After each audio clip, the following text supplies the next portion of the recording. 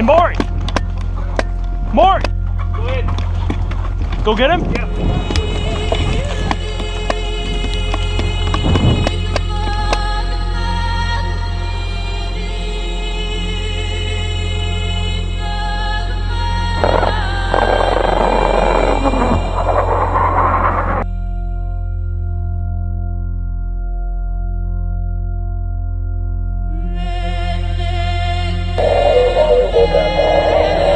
Hit him again.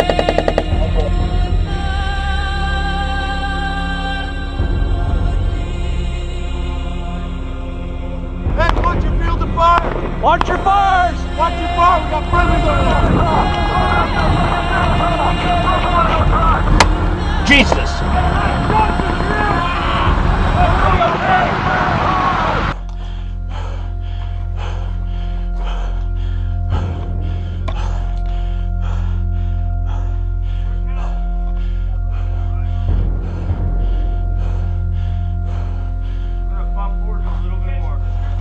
Bro, we're bumping forward. What? Bumping forward. What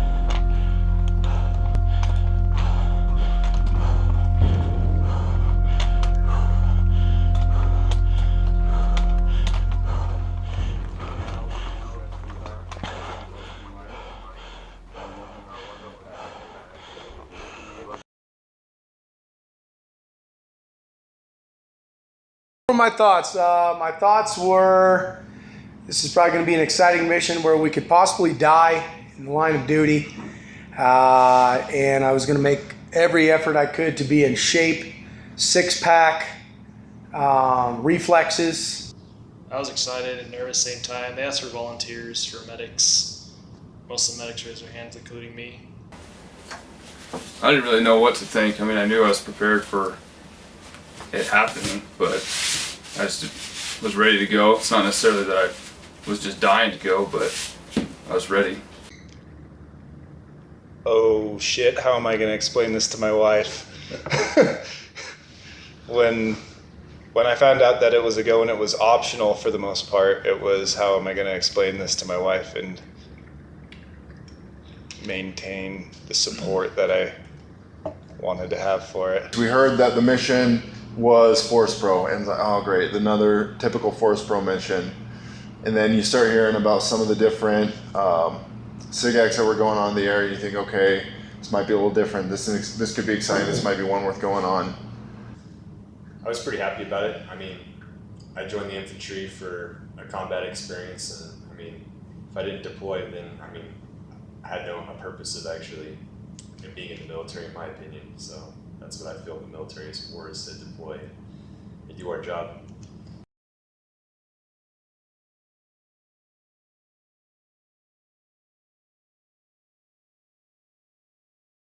Thoughts on train up. We did AT, annual training in Gowan, Idaho, and moved on to Fort Bliss. It was all pretty standard stuff where they call it check the box training. Everyone receives essentially the same amount of training or the same level of training before you deploy to the Middle East.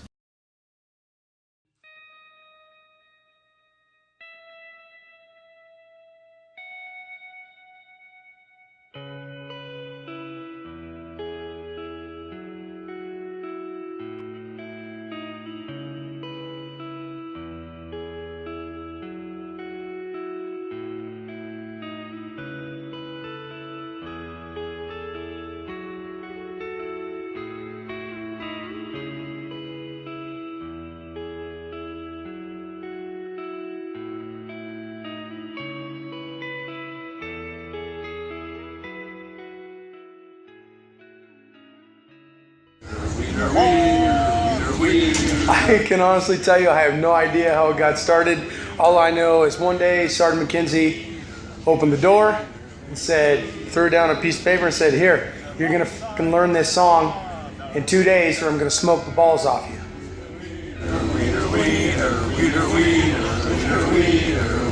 Shut up!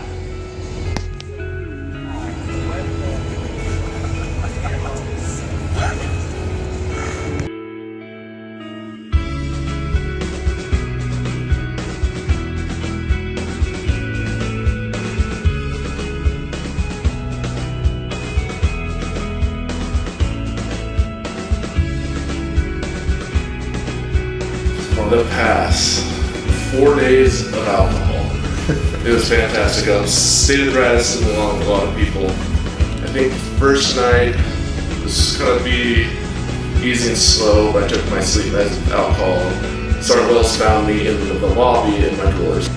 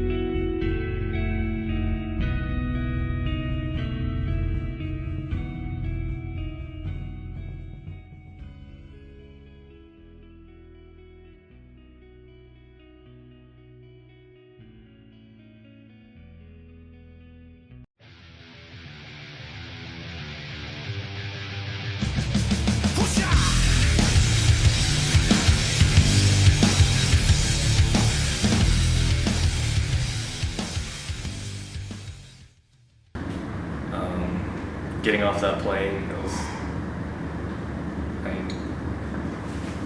was kind of just going into the unknown, really. Your lips instantly dry out, it's freaking hot. You don't really know what's going on, people just guide you where you need to go. You're in an unknown area, and that makes me uncomfortable not knowing where I'm at. It reminded me a lot of Fort Bliss, actually. And then both coming off the plane, going there, and getting back over here to Fort Bliss, it was surreal. Stepping off the plane and realizing that you're actually there. I figured it was going to be a little bit more robust, but then again, the base was closing down, so there was a lot of area to cover, but not much going on. Like when we got there and actually saw like the shops and just the general attitude of everyone on the base, just like, people walking around in slick, and it was, and especially after the first few days when I think we were there like in 10 days, no indirect, it was pretty chill. Like my excitement kind of dropped, and I settled into the actual opinion of what it was going to be like on base.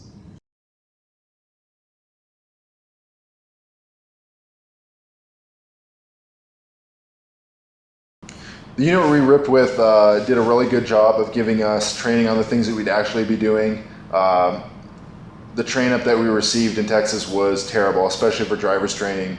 And they did a really good job of making sure that our drivers had the know-how to mitigate some of the terrain.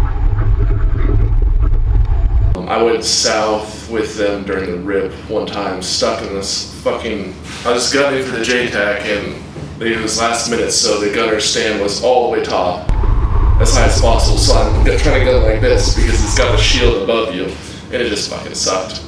We were the new crew, the first platoon, and nobody wanted the Crow truck. From what we'd heard, the Crow truck was a pain in the ass. The 2-5 told us that that they didn't make it through a full firefight without the weapon system having a malfunction, which meant you had to climb up on top of the truck. Yeah, nobody wanted it. We were the new guys. We got it, and it ended up being a blessing in disguise.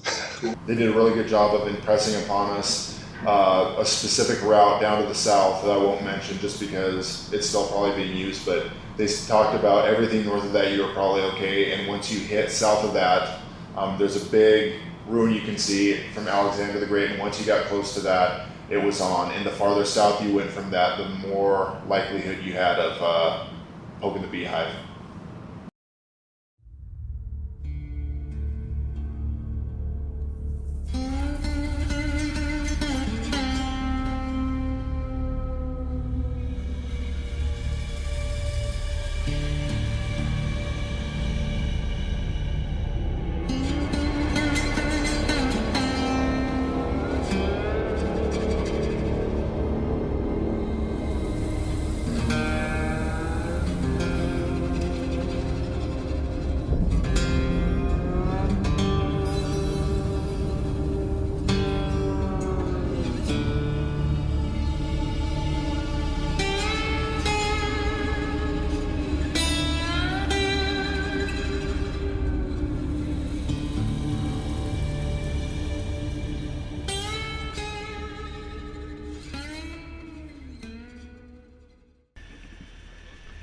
Red light on.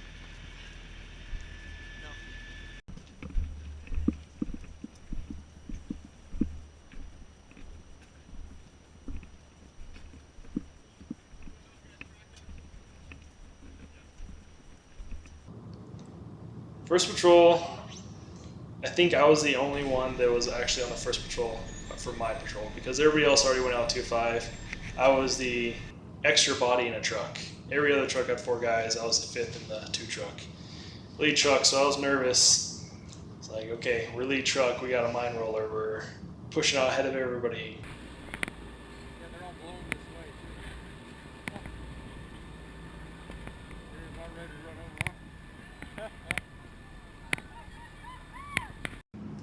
Shindand City itself was, you know, it's definitely the largest city in the area that we had control over. It was kind of a weekly thing. We'd go and do a little check through there. There's a large bazaar. There's a large market area and traffic.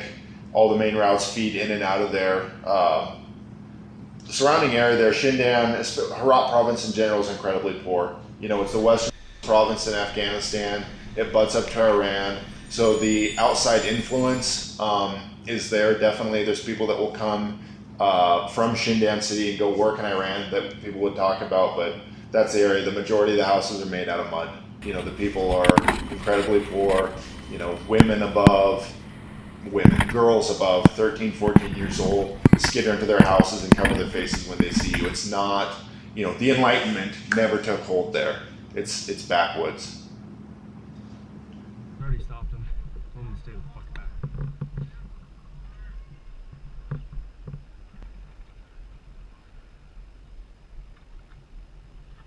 I just remember for like the first however long it was, however long it took us to get down to Shindand City there, like, I'm gonna hit an IED, someone's gonna hit an IED, and that's all I could think was IEDs, you know? There's culverts, in train up, it's like, culvert, IED. You can bet your ass IED in a culvert, yet every fucking 150 meters there's a culvert in the road.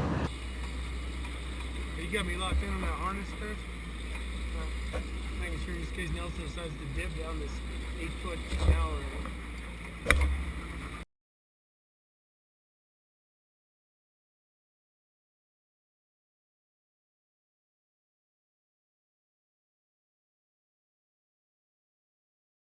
First farmer cop mission, obviously we were hyped because, I mean, there was that line in the sand going south of it. We were all ready, we were armed to the teeth, ready to get going. Go down there, I mean, start seeing smoke signals, which sometimes it means they're trying to plan something.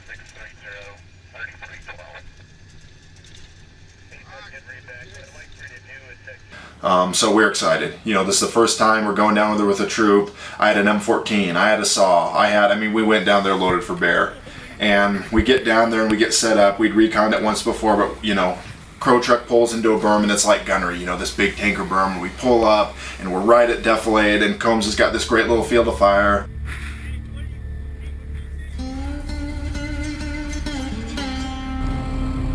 So here we are live at certain location that will remain unnamed, and we are in a deep compound near basically Taliban headquarters. Just got here and we are set here for 36 hours. While I was down there, I got experience using a eavesdropping piece of equipment used for signal intelligence gathering. It's essentially just a scanner that's able to listen to a lot of frequencies. Say to the guys, what do you say? at 8 o'clock we will move. Say to other guys to be now about this. Get ready to move at 8 o'clock. Who's saying to move? Abdullah? No, I mean Niba. Right.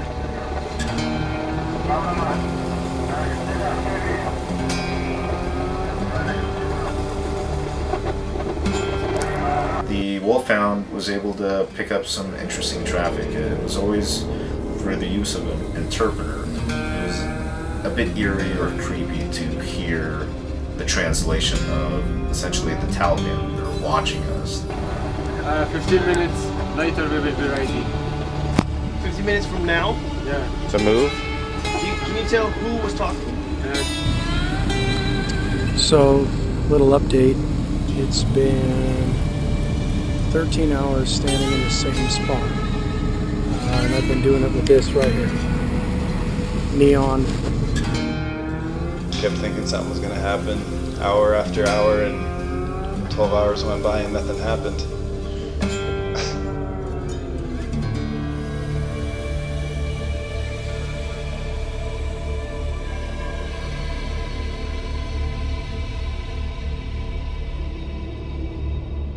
So the build-up for Farah, they made it sound like almost like it was a suicide mission. Like we were going in there, we were going to be under contact the entire day.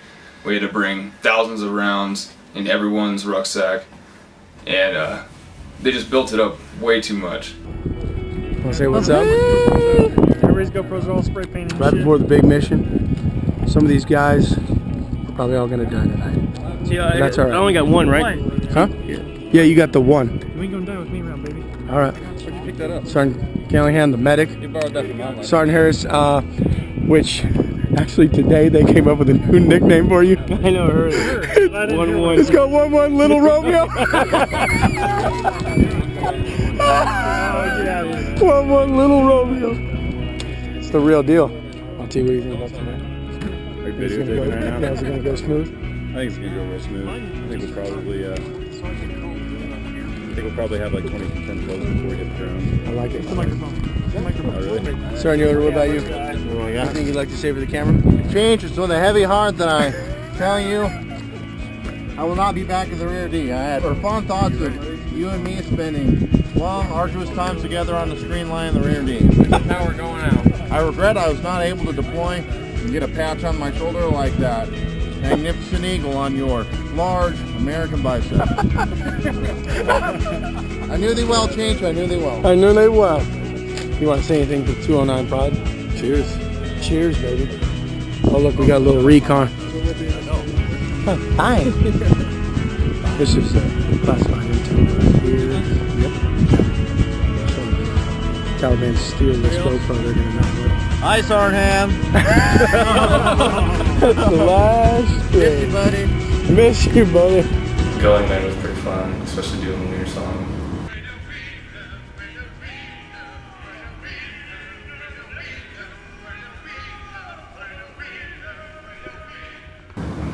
Prior to going, probably the perfect one yet.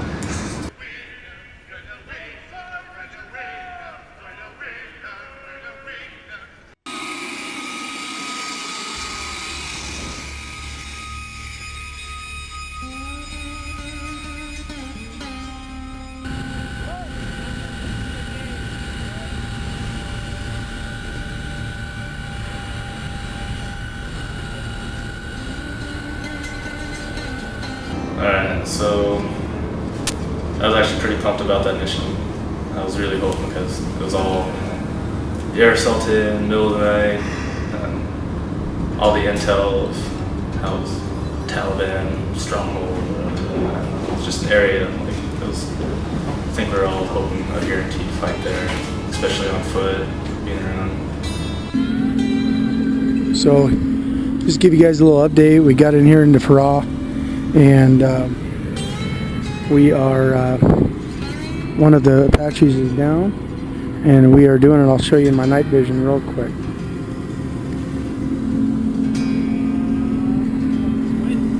Huh? Yep. Huh? Night vision.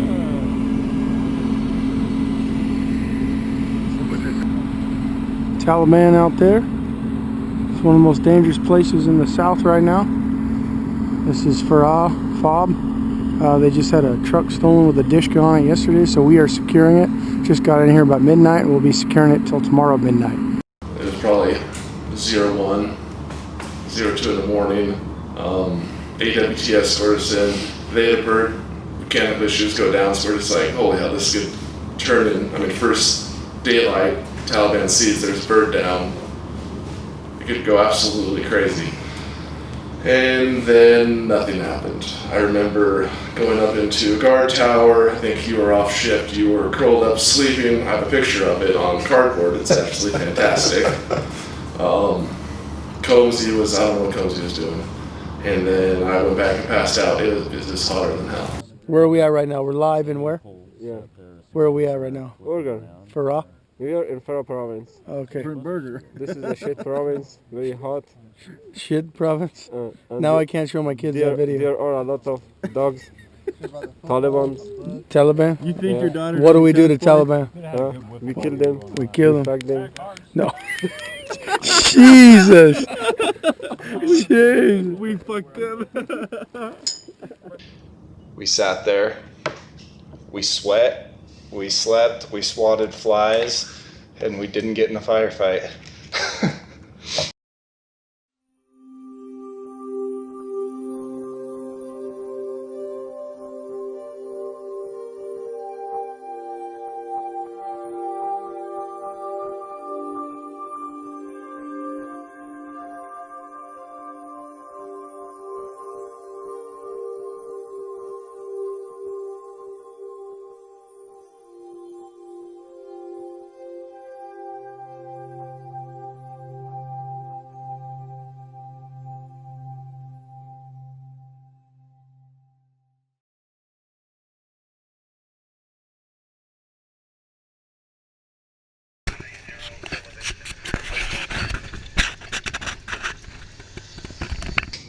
The route clearance team typically clears south into a hotter area, and we've heard that they regularly take contact while they're doing this mission, and so we all got pretty excited about it. We hadn't taken contact up till this point. My truck was on the rear far security watching the route that had already been cleared, and we sat there for a couple hours, and lo and behold, RPG was shot at the 2 truck. I just remember sitting down there and radio traffic, RCP's getting down to their turnaround point, cool, RCP's in their turnaround point, and then they came over the net and said they took an RPG and possibly some small arms fire. So our section quickly, however quickly you want to say that was, tried to get down there, but RCP had already turned around and were already bailing out of there. There was a lot of confusion going on at that point because you had the engineers who had their original tasking, but they were on their way out, so they exfilled back to, they did RTB back to base, and since we were engaged with the enemy briefly, we wanted to find and locate and interdict with them. And as they're coming back up, they get the word to reestablish contact. Negative, don't RTB, reestablish contact with the enemy, develop the situation. You got to follow on here. So at that point, we're all excited. We're pumped up. We get headed down south. We fall in. Sergeant McKenzie, that was probably the first time, but he loved having these different, the South Korean sidekick, the Mesopotamian mud flap. He had all these different names for things, and it was all get behind Sergeant Morey and we'd go do our own thing.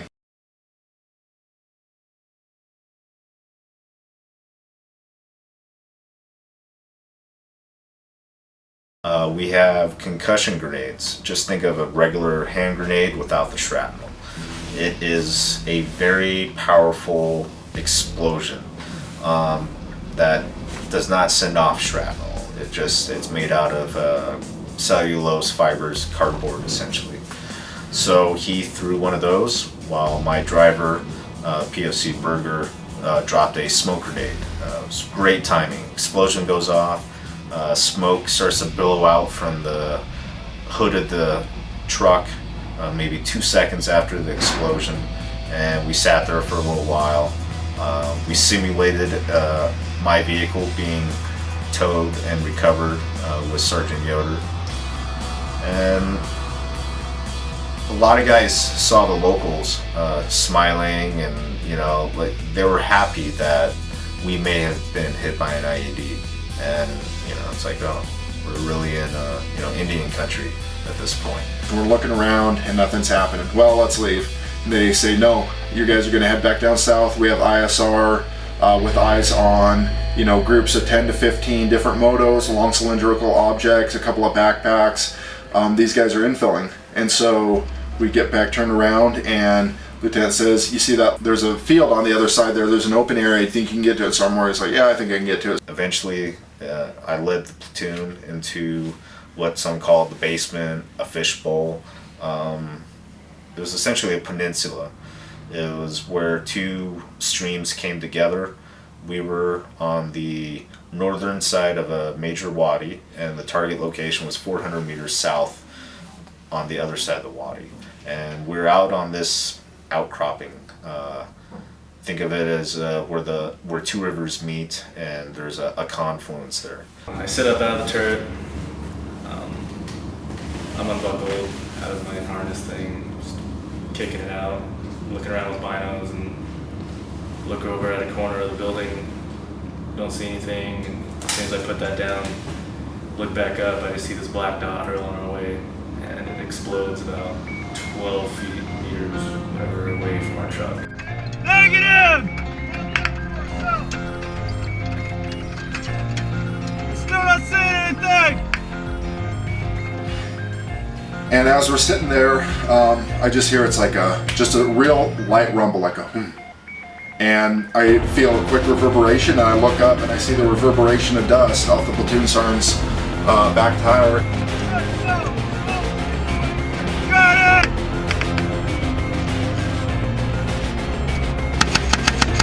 Fuck you, motherfuckers! Game on, like something's happening. So many emotions run through. I'm excited, I'm scared, I don't know what to do. It's like, I know what to do. Just making sure I have positive ID. I don't know, just go crazy, just shoot everywhere.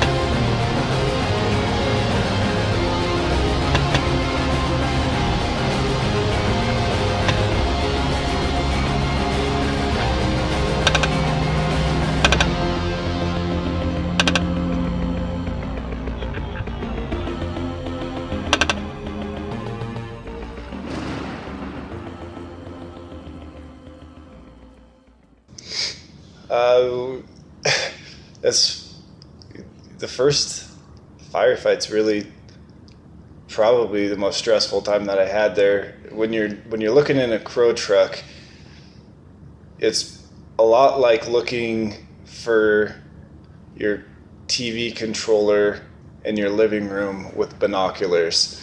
It's when you find where the enemy's shooting from, then you couldn't ask for a better system, but trying to figure out where they are with a little 10-inch screen, it gets pretty frustrating. There was all kinds of gunfire going off from several different positions. Trying to get a positive identification on them was very hard because you couldn't see them. You know, it's not like in training where it's 3 guys standing there waiting for you to shoot them.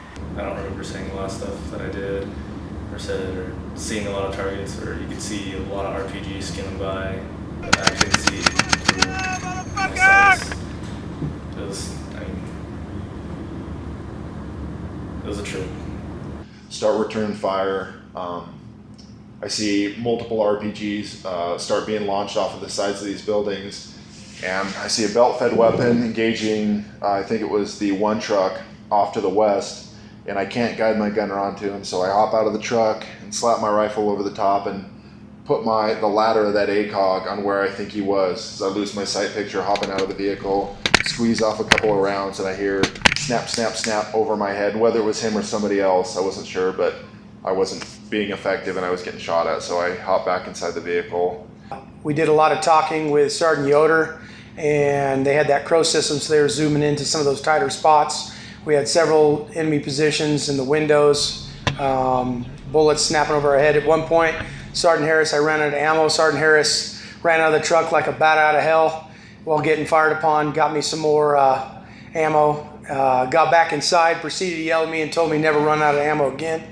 That was a good one. Nelson, in the meantime, while we're getting rounds, turns out at the very end of the fight later in the day, we see several rounds through the crack of the door. Does Nelson know about this? No. You know why? Because he's sleeping. He had made some hot cocoa, which was cold, and proceeded to sleep.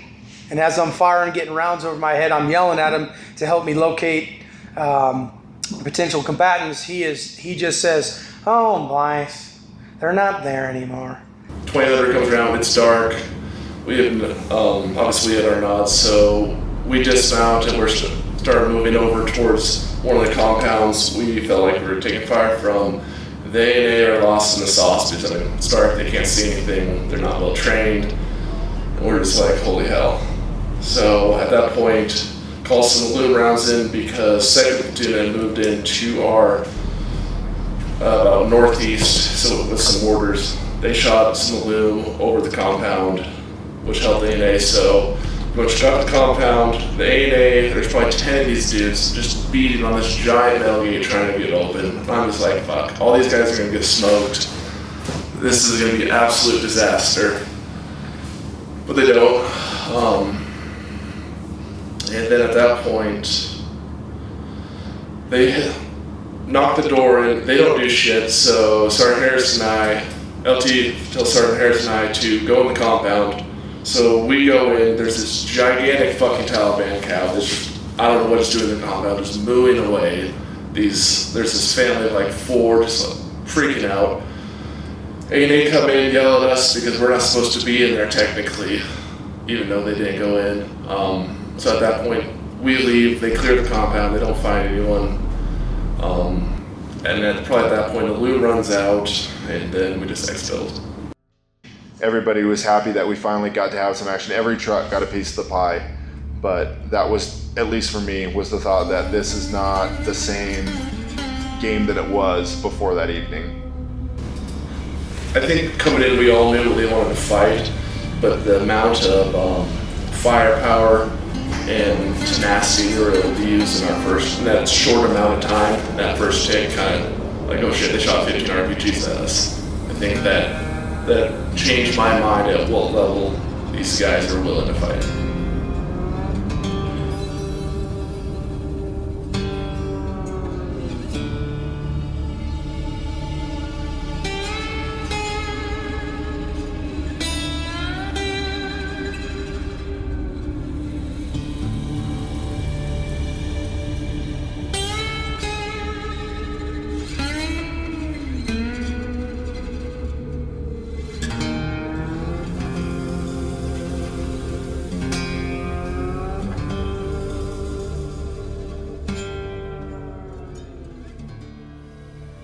First Platoon Bravo will be actually down with myself. I thought the First Platoon Northern Element to come in and take care of that. Take care of the So, what's up? Raven up today. That's something that needs to happen. We pretty much lost all our ISR at this point, so we need those eyes on. So let's get a Raven up. We were basically supposed to be a support by fire position. We weren't supposed to be involved in a whole lot of it. The A&A were supposed to come out and do a joint patrol, which you can never really count on. They tell you one thing and then they show up and want to do something else. They don't want to get shot at. Alright, hey, make sure we're clearing choke points. Make sure you guys are taking all the equipment that you need for dismounted.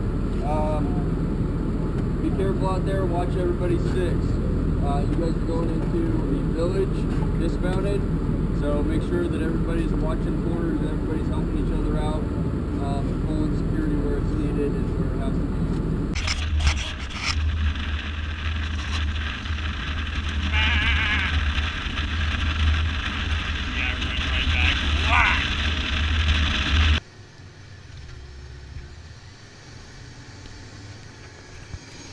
Under the guidance of Sergeant McKenzie, it was once again myself, Sergeant McKenzie, and Sergeant Yoder positioned off to the north.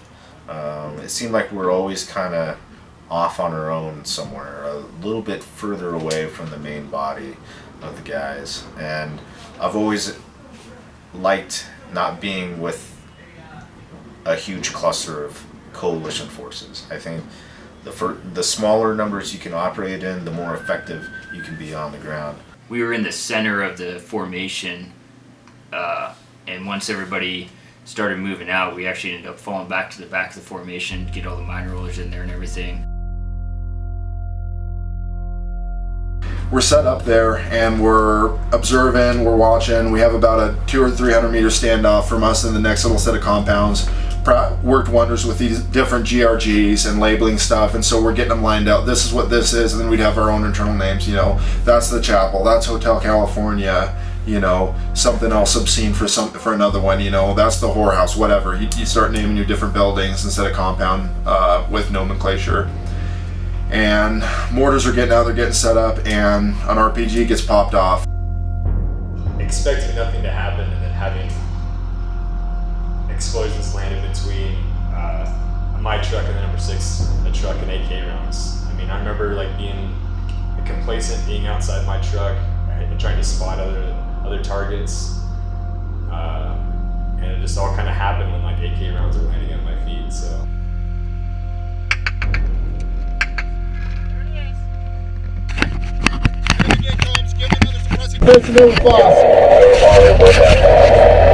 Hit him again.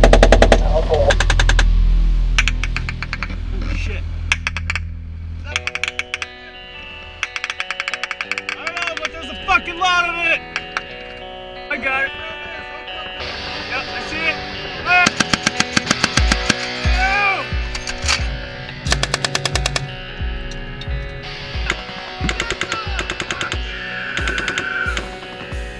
Right, yeah, they're in that northern compound.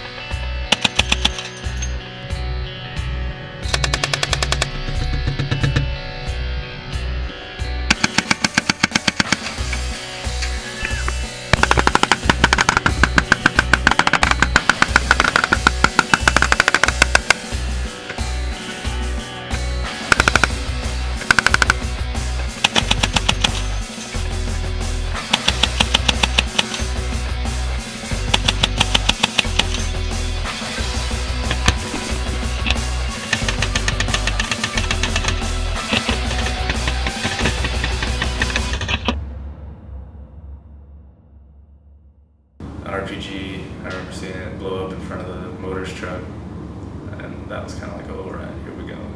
And that's when the next RPG struck and small arms fire, and my driver was quick enough to tell me where the small arms fire came from, and I got lucky with the crow and basically turned right to his position, saw the muzzle flash, and pulled the trigger, and that was the end of that.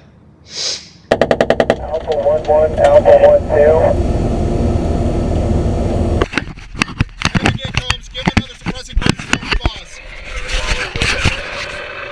Hit him again.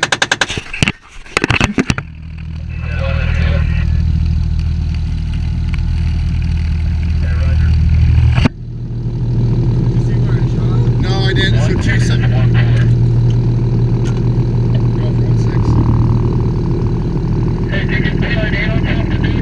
Roger, we got it. It's on Alpha 2-2 break. The west side, maybe 2 blocks into the building break. Approximately 220 meters from our location. My Gulf saw and engage in twice over. It started to go through my head, you know, how am I going to feel about this? How is this going to impact me? The fact that if they go over there and find out that I had, hit him, am I going to feel differently about the fact of myself, the fact that I shot somebody? Alpha 1-1, Alpha 1-2. I put fire right on his fucking muzzle flash. Are you guys maneuvering or are you staying? That shit was fucking close. That time we actually got up there, there's some firefights going on. Couldn't quite see where the contact was coming from. Second platoon had some dismounts. They threw out a Carl G into a compounded area. That's when I noticed where they were actually firing to.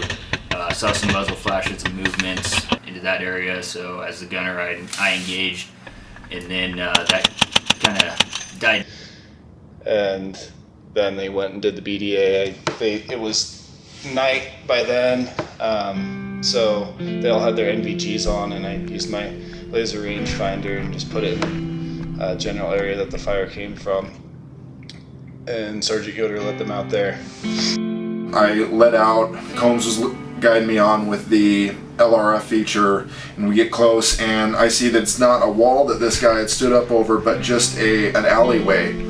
And so we get around the corner and there's a guy popping out of his house, there's a dog barking on the other side of this short wall, so I'm ducking down and I look down that way and there's nothing, and I was so ticked. I see the shell casings close, and I pop up the flashlight there, the IR cover, my flashlight, and I shine down there and there's this huge pool of blood, and I was so excited to see that. I snuck up close, took my cell phone out, snapped a couple of pictures, and we bounced. And the more I thought about it, the less I cared, because I would have done the same thing if I was at home and somebody was shooting at me and my friends. You have a right to defend yourself. So. Go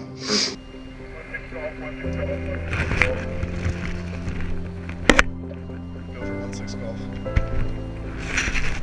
Roger, we got him. There was a massive amount of blood on the ground. Approximately 30 to 40 AK-47. Shell casings and drag marks, but I got him out of there. Over. I like the sound of that. A massive amount of blood. I'll show you the pictures when we get back to town.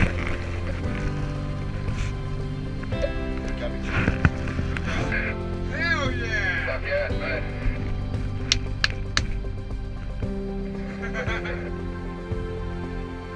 It's a good day to be a scout. Yeah.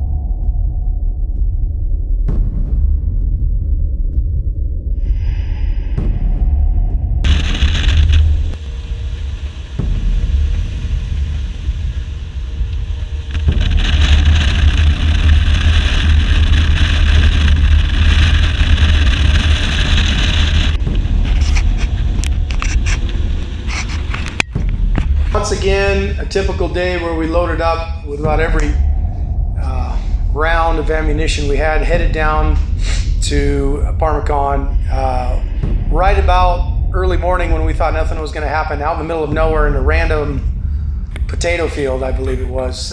Second platoon hits this monster IED.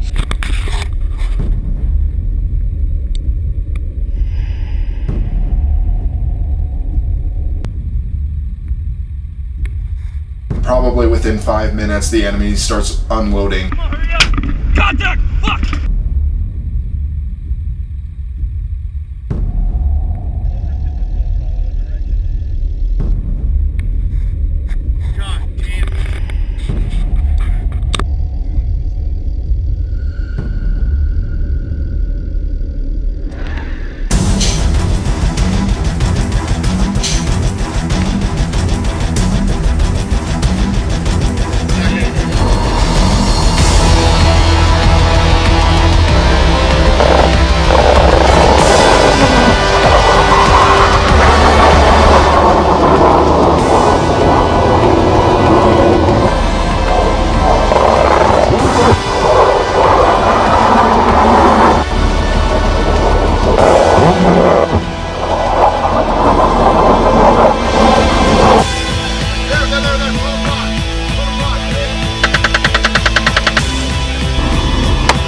Jesus!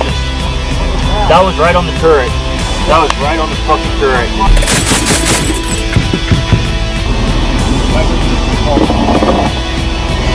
Yeah, he's fucking got it.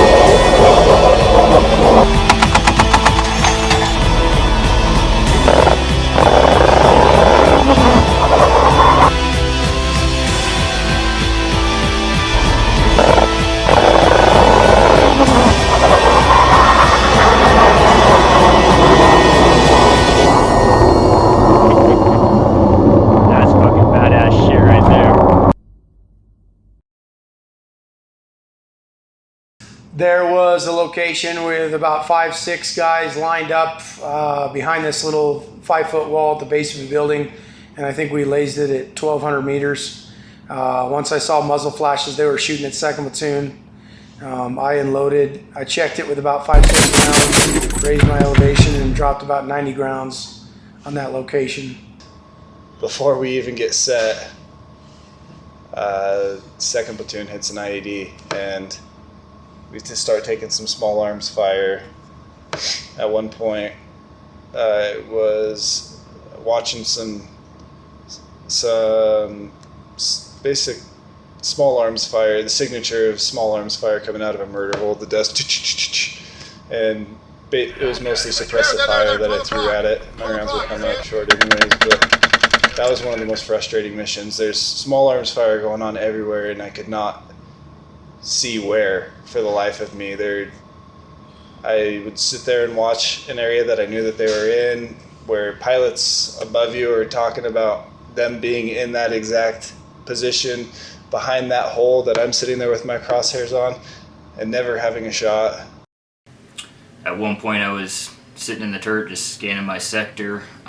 We were getting small arms fire, just mainly pop shots, kind of hard to see because we were bounding between buildings, and I couldn't really get a good ID on any insurgents or any enemy troops on the ground, but I definitely could hear the small arms fire. At one point I had a round zing right by my turret on the left side, and I'm talking the commander in, hey, we're taking some pretty accurate pop shots here. It was that whiz. That thing was right by the turret, and no more than 30 seconds later, turret just exploded on my right side. Jesus! That was right on the turret. That was right on the fucking turret. At that point, I dropped down in the turret, started scanning my sector. Luckily, we had the JTAC with us that day. He instantly called in a strafing run on the area where I called out to the just off to the 1 o'clock. I never did actually end up seeing the place where the round came from. Could have been a Dishka, could have been a sniper. It's kind of hard to say. I do actually have the slug out of there. It's definitely bigger than a 50 cal, so, but it's kind of hard to say what it actually was, but it definitely, that turret saved my life that day, that's for sure. To see an F-16, not an A-10, come in and do a strafing run, they're dropping down below 1,000 feet to deliver some rounds. It's a pretty good sound.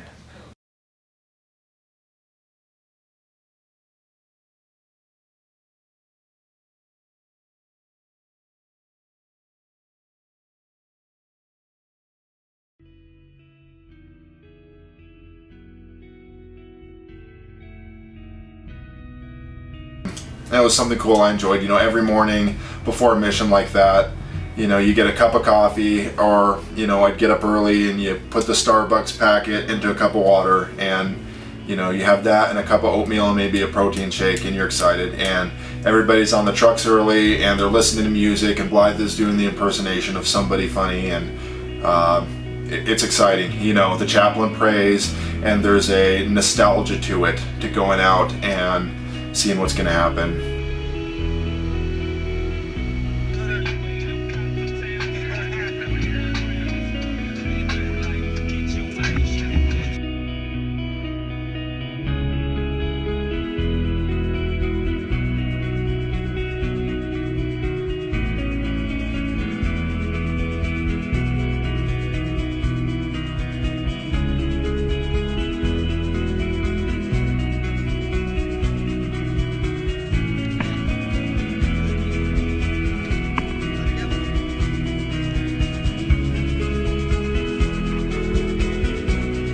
The ham war cry.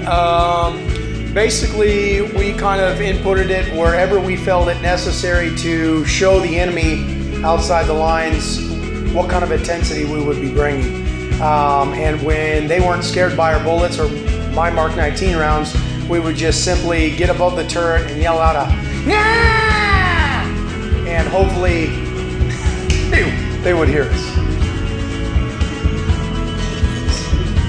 I'm not good at this.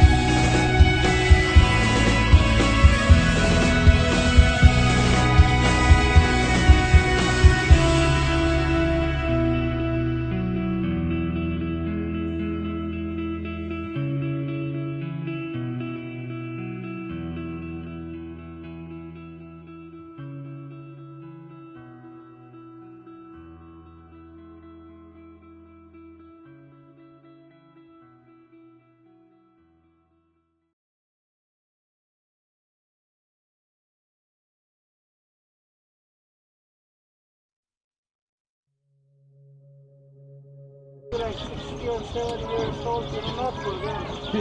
Because they're going to get started like this, it's not going to get up.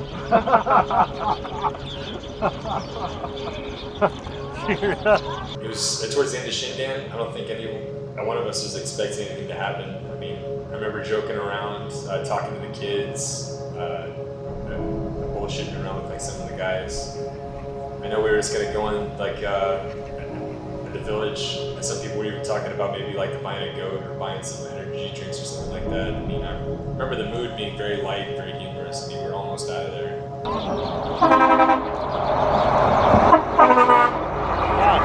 I want to shoot their tires when they fucking come rolling through like that.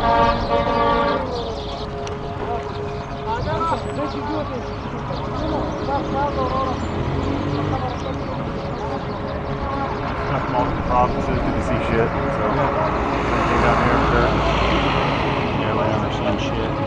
Yeah, I'm tired of fucking standing out here though. Oh shit! What the fuck? What the fuck was that? Yeah!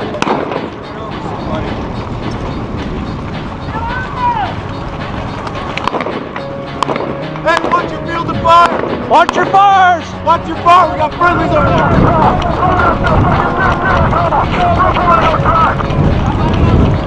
Light it up, goddammit! The fuck? Who's this?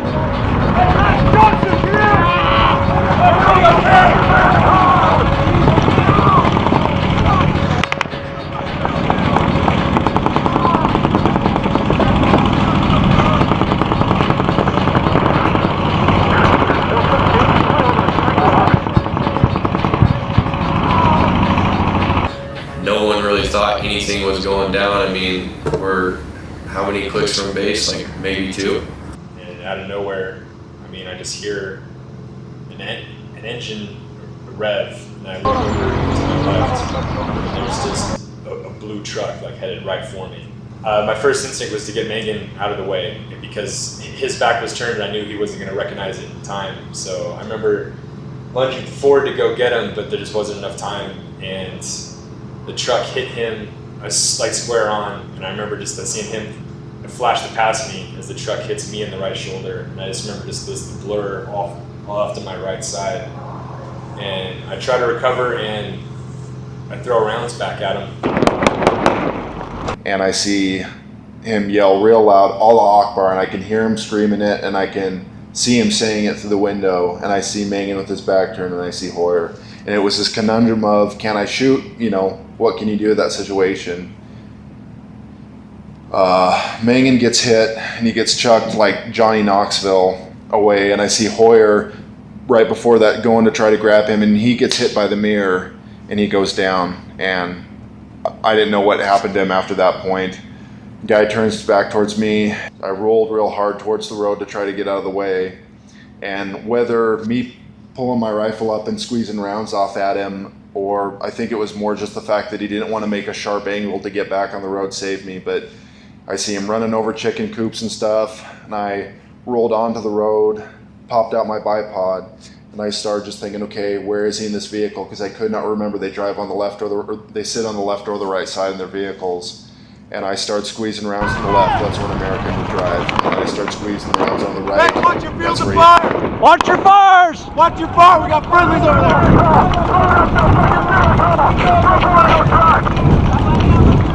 Light it up, goddammit! But it was too late by that time. He was augmenting the distance, so I got up, started screaming in the radio for the 5 truck to light him up. He was the senior guy down there, and screaming in the radio. I'd had radio problems the whole day. I didn't know if that was even going to work, and finally I start hearing gunfire, and it was just, oh, it was euphoric to know that somebody had heard me screaming in the radio. Somebody was going to get him, and I, you know, was too gassed to keep going down there. There's no way I was going to catch him, obviously, and I was just hoping to see if he would go left or right, and I screamed, shoot him, 6 vehicle or something like that. I really wanted Combs with that Crow system to, Combs was the ace in the hole. You know, if you wanted something shot, Combs could do it. And that was about it. I got kind of choked up walking back there. Who the fuck they run over? I really didn't want to see Hoyer remain and, you know, beat up or twisted up from getting run over by a truck. I just hear a couple small arms fire, and the radio just erupts with, I thought it was Sergeant Pooler at first, but I guess it was you, just yelling, "Blue Bongo truck, fuck that thing up, Blue Bongo truck, fuck it up." All this happened really, really quick, and the only words I remember hearing on the radio were the Blue Bongo. That's when I told Starmer, hey, get a beat on this truck, we're going to shoot him when he comes by. So I just waited for it. You know, I couldn't shoot at it immediately because there was too much people in the background. There was villagers, there was, you know, our soldiers were even up north, you know. So I just waited till the truck got closer. Another car passed in front of me, and as soon as I had a clear shot, I just let out like, you know, 7 rounds or so into the side of it. Tried to into the side of it, and then moved the turret and hit it again. Did that about 3 times until I finally didn't have to move the turret anymore, and then just went cyclic. I remember seeing this guy's face explicitly, leaned over, grinning. You know, he was leaned over like a gangster, looking cool on a Friday night in an Impala. I mean, he had that lean, and Starmer kept zipping rounds into his vehicle. And he was swerving, and he was trying to get out. When he crossed in front of me and moved to my right, a little bit further south, I kicked open my door and unloaded a magazine the best I could until he was about 200 meters away, and that's when my magazine ran out. I just see out of the corner of my eye this Blue Bongo truck come fucking speeding, and I look over, and a huge plume of exhaust comes out, so it's moving, it's trying to move.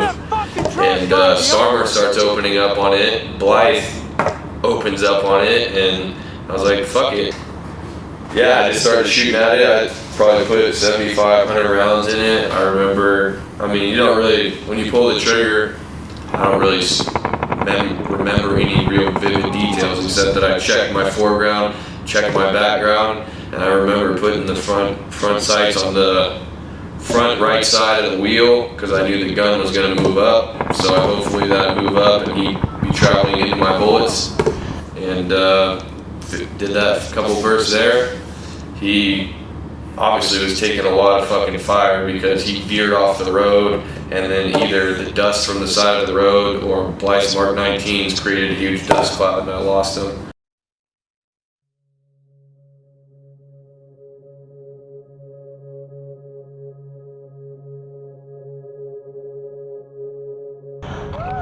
Hey!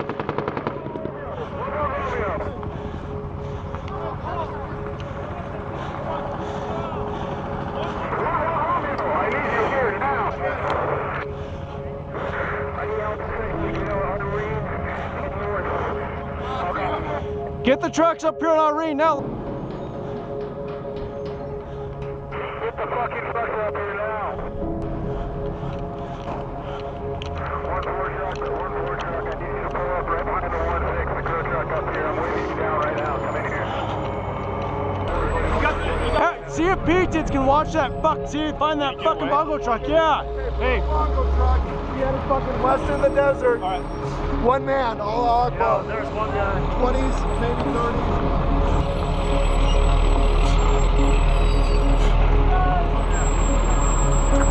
He fucking hit him.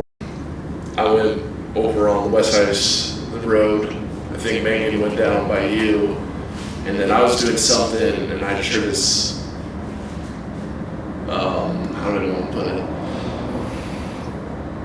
Just commotion. I mean, it wasn't like a crash or anything, but just commotion, screeching vehicle, turn around, there's a dust cloud, you're in the middle of the street doing this ninja roll.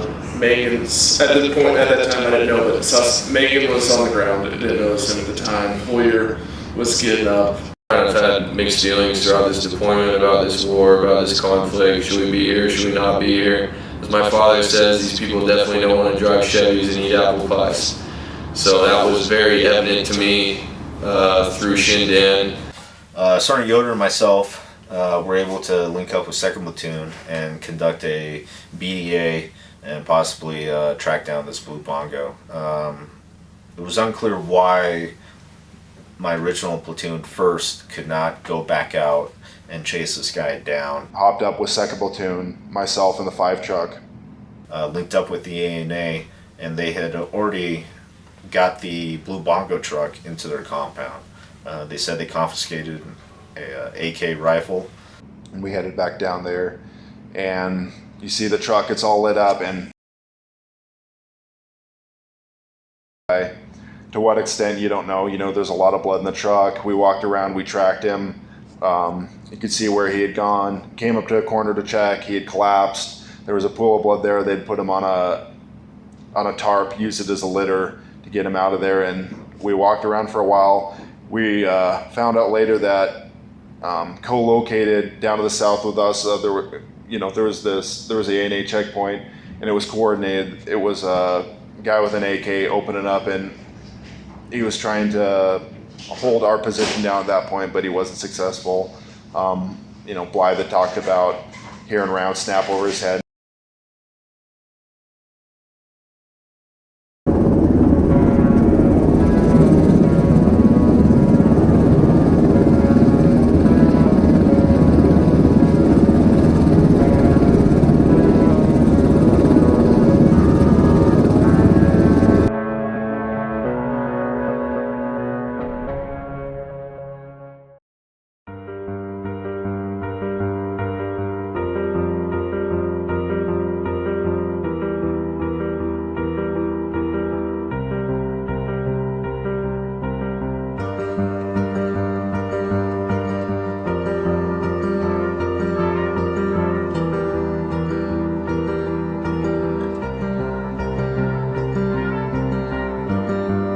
You're always going to have regret when you look back at it and think that you could have done something better.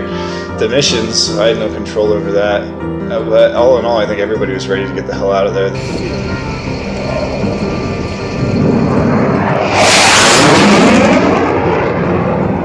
Looking back now, I wish we would have been able to stay.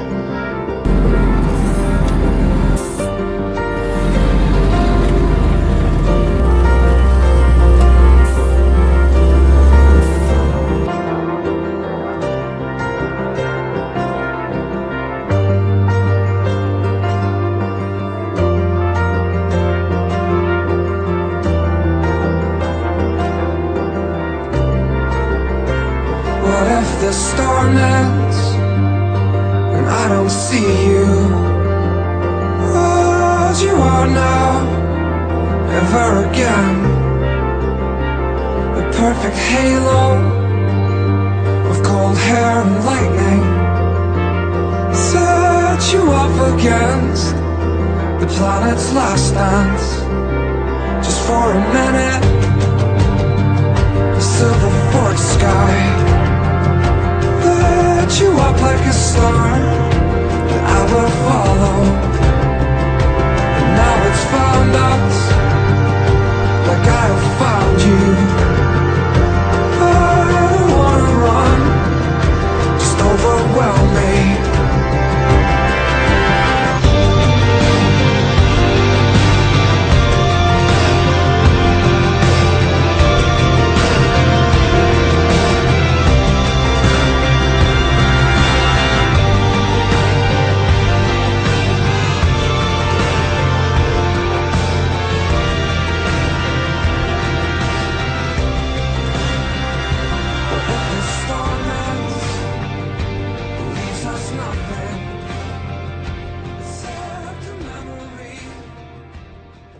It was hard, to say the least, to go from full spectrum ops to being a security guard at the Kabul headquarters for all the generals and special staff in Afghanistan.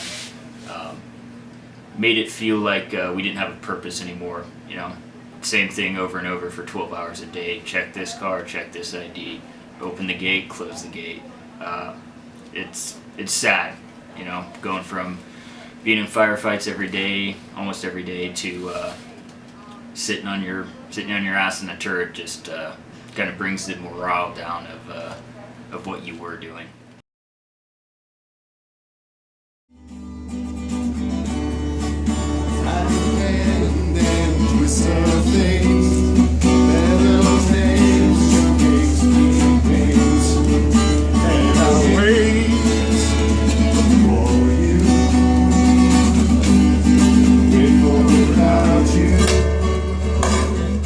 Don't try to make me cry right at the very end. It's not gonna happen. These are thugs right here, through and through. You know what I mean? 209 to the what area code? 907. See what I'm saying?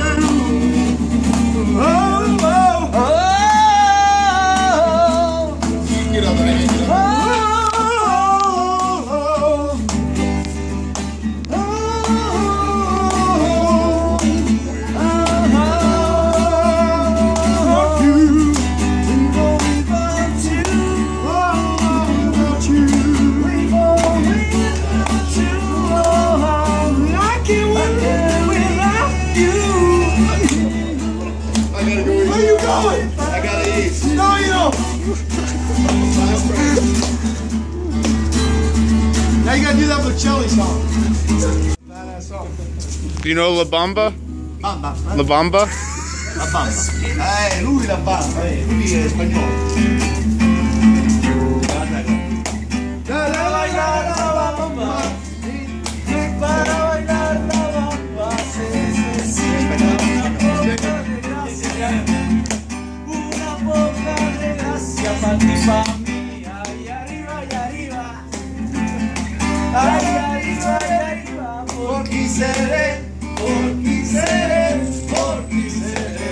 Yo no soy marinero, marinero, soy capitán, soy capitán, soy capitán. You guys keep going. La la bamba.